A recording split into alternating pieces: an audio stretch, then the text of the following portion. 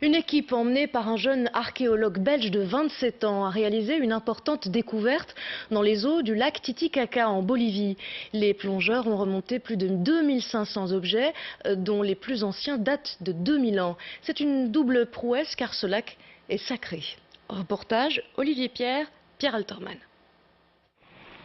Selon la tradition andine, le monde est né ici, dans les eaux du Titicaca, à la frontière entre le Pérou et la Bolivie. C'est dans ce lac, à près de 4000 mètres d'altitude, que l'expédition a été menée. De l'eau à 10 degrés, les plongeurs ont remonté 2500 objets, dont les plus anciens ont 2000 ans passés. Essentiellement des urnes funéraires et leur contenu. Mais évidemment, quand on voit une petite tête de puma qui apparaît qui émerge de ce sédiment, que cette tête est associée avec d'autres objets, ça devient un peu magique évidemment. Des dizaines de pièces décoratives en métal précieux, notamment en or, ont également été trouvées, parfois sous 2 mètres de sédiments. Ces trouvailles devraient permettre d'en savoir plus sur la civilisation Tiwanaku, qui a régné près de 8 siècles sur les Andes, avant celle des Incas, mieux connue, mais qui, elle, n'a duré que 80 ans.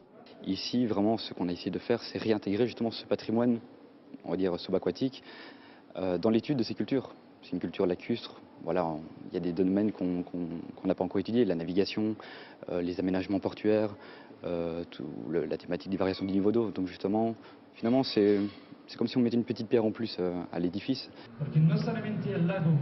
La semaine dernière, Christophe Delard présentait son trésor aux autorités boliviennes.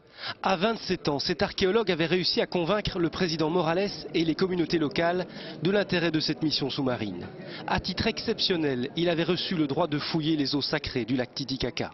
Ce sont nos racines. Ces objets sont les traces d'une grande culture, d'une grande civilisation qui a appartenu à nos ancêtres. Aujourd'hui, la tradition des offrandes existe toujours. Même les plongeurs s'y plient avant de se mettre à l'eau, à la recherche des secrets engloutis.